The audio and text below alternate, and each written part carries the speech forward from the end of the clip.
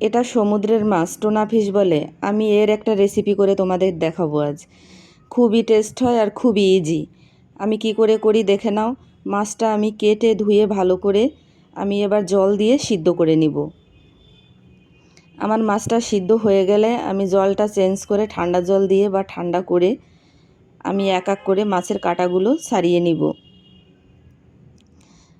মাছে কাঁটা না থাকার কারণে বাচ্চারাও খুব পছন্দ করে, খুব ভালো লাগে। আমার ছেলে মেয়ে তো খুব পছন্দ। এবার আমি মাছটা রান্না করার জন্য কি কি লাগছে দেখে নাও। পেঁয়াজ কুচি, কাঁচা লঙ্কা কুচি, কারি পাতা, আদা রসুন। আদা রসুনটা আমি পুরোভাবে বাটবো না, এটা আমি থেতো করে নিয়েছি। এবার আমি কড়াই গরম করে তেলটা দিয়ে দিব। এখন দিয়ে দেবো পেঁয়াজ কুচিটা।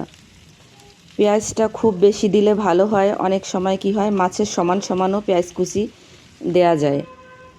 এবার দিব কারি পাতাগুলো।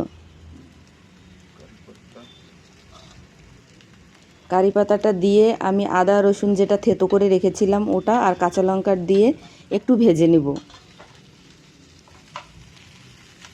একটু ভাজা হয়ে গেলে আমি এতে দিব স্বাদমতো লবণ,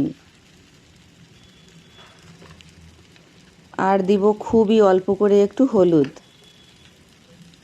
আর একটুখানি লঙ্কা গুঁড়ো। যেহেতু কাঁচা লঙ্কা দিয়েছি তাই গুঁড়োটা কম করে দিব। এবার একটু নেড়ে চেড়ে ভেজে আমি মাছটা দিয়ে দিব।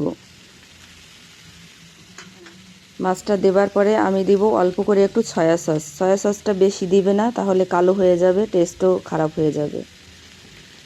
এবার আমি এটাকে সুন্দর করে নেড়ে চেড়ে ভেজে নেব। খুবই সহজভাবে হয়ে যায়, তোমরাও একবার করে খেয়ে দেখবে কেমন লাগে। আর আমার ভিডিওটা কেমন লাগলো অবশ্যই লাইক কমেন্ট করে জানিও। এবার ভাজাটা হওয়ার নামানোর আগে আমি হালকা একটু গরম মশলা গুঁড়ো দিয়ে দিলাম। এবার একটু নেড়ে চেড়ে আমি ভাজাটা আস্তে করে নামিয়ে দিব। খুবই ইজি, খুবই টেস্টি।